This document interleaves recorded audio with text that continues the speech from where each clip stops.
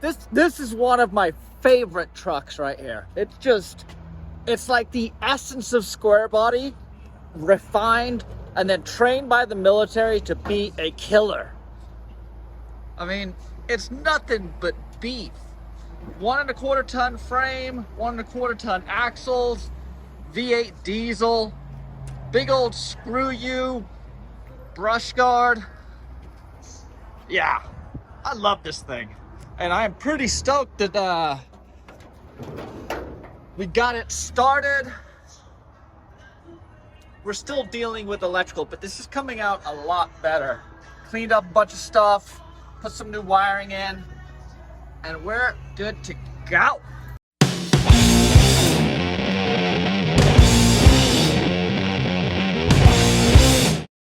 Well, we're gonna give the Cuckfee some love today to try and get this thing started.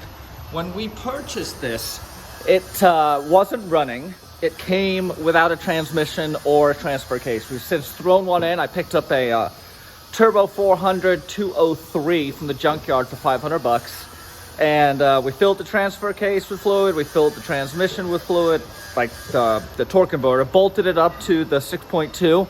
And now I'm gonna throw the batteries back in and see if I can make sense of this electrical, because the electrical is kind of a mess here. So it's gonna take a little bit of work to get this thing cleaned up, but I just wanna see if this thing starts. I really hope it does. So the truck came with 2 yellow top Optimas, which I don't hold out much hope for, but I was able to resurrect them. This one's been sitting on the charger for a few weeks and should be fully charged. This one has held its charge, which is good news. So here we have our first issue. You see this right here? Oh, I expected me. Nobody cares about me. Right, this is the first issue I have found. Me. The ground strap is not connected. So that's gonna make things difficult, so we need a new ground strap. There are so many wires. 2 alternators, 2 batteries, 1 starter. Lots of speaker wire. Lots of speaker wire, and an e-locker, and some garden hose. Dude, this guy's rad. Garden hose. Yeah, nothing but the best. And then a bunch of wires that go from like 2 gauge down to like 14 gauge randomly. So, That's you know, spec. that's not scary at all. Military spec. Military spec, yeah. Spare every expense. One of the best features of a multimeter is the ability to test continuity, which is when you connect the 2 wires, you're gonna get a beep. So right now they're obviously connecting because I'm shorting them right here. So you'll hear a beep. So what I can do from that is get a ground, get that right there. So let me put the camera.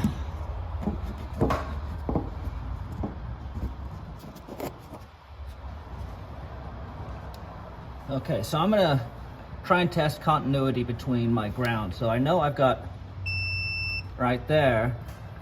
This is the ground strap, which I jumpered over to here to a ground, so you can see that's passing through. So this ground is what's grounding everything, and that should mean that I should be able to get a ground. If it's intermittent, that just means that you're not getting good. But there we go. So I've got a ground, so my ground strap, which means every ground I have should ground back. I think I've made some progress here. So here's the trick. All military, well, most military runs off 24 volts. And so even if it's a 12 volt system, they're gonna convert it to 24 volts. So this is running in 24 volts in series. So what that means is you have 2 batteries, but it doubles the voltage while keeping the amperage the same. So you're gonna connect the negative to the positive and the positive to the negative. I know, it sounds crazy to me too, but that is being wired in series. Parallel would be positive to positive and negative to negative. So parallel gives you double the amperage, remains the same voltage. Series gives you double the voltage and keeps the amperage. So yeah, everything's kind of mocked up. I found this diagram I was able to kind of consult. But yeah, you said the lights come on when you turn it? The dash lights came on, yeah. I mean, let's give it a crank and see if anything explodes. Fire extinguisher, check. Yeah. You ready to run?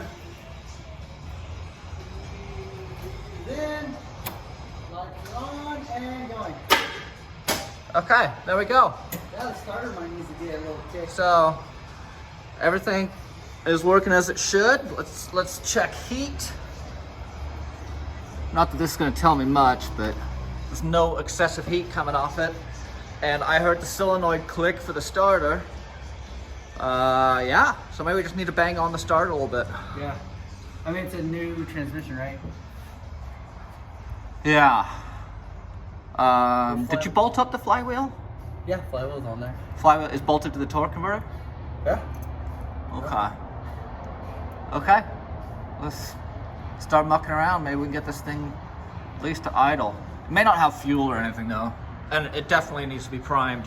So we're a long way away, but that's progress. All right, here we go.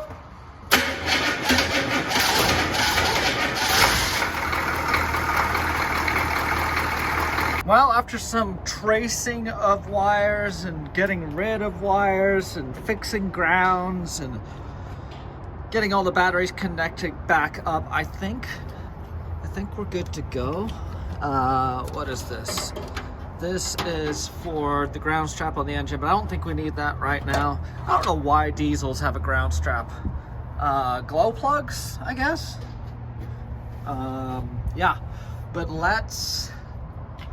I checked fluids and we're decent on oil and coolant and everything, so we can run it. So let's see if we can get it to start. We have started it once and it did kind of work. So let's find the keys here. Oh, that's a good sign. Wait for the glow plugs. Wait. Not yet. Okay, now.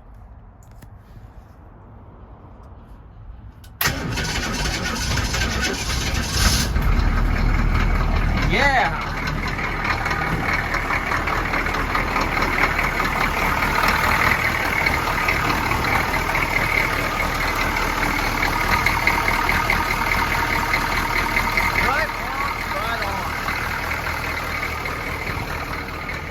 So we did get it running the other day and we've had it fired up a couple times, so this isn't a huge surprise that it's running, but it starts pretty easily. The batteries are holding their charge. There's nothing leaking. It's not overheating. This is a win. The guy who I bought this from looks like he had some pretty good intentions in terms of what he was going to accomplish. These seats are really nice. It's got a go fast steering wheel. It's kind of got a dash. But all this stuff is really irrelevant. I'm mostly worried that there's not a ton of rust and that it's fairly straight. Everything else can be fixed later on. This is going to be the Merricks garage shop truck. It's going to be awesome, but it's going to be the shop truck. So it does not need to be absolutely beautiful. In fact, if it's got a little heavy duty patina to it, I'm all right with that. I would like to replace the front bumper. The previous owner cut that up, I'm assuming so he could fit a winch in there, but you can fit a winch without cutting it up. But regardless, that needs to be replaced. Pound out some dents, call it good. If you are not subscribed to my channel, I gotta ask, why not? I love square bodies, I love building them, and I love making videos about it. So make sure to give me a subscribe so you stay up to date on all the videos I drop, including one when we finally get that guy out and get to go thrash on it. So the unknown at this point is gonna be the transfer case, transmission. These were both junkyard scores, so I have no idea what sort of shape they're in. I guess I could put it in gear and see if the output on the transfer case is working. But at this point, I'm too happy that the engine's running. I don't want to ruin my stoke right now. Yeah, this thing's rad. Quite a few of the builds in the shop are not cheap. They are expensive builds. I mean, the amount of money that I've dropped into this guy is quite shocking. And this guy is getting some money thrown at it just to fix all the basic stuff that just needs some TLC. And then this guy, well, that's been an 8-year-long project of just putting most killer stuff I can find on this guy. Which brings me round to here. This is the Cuckfee. It's a 86 or 84 military 1.25 ton K30 pickup truck. It's got a Detroit diesel 6.2. I bought it not running. It didn't have a drivetrain in it. It didn't have drive lines. It was on flat tires and the batteries weren't hooked up.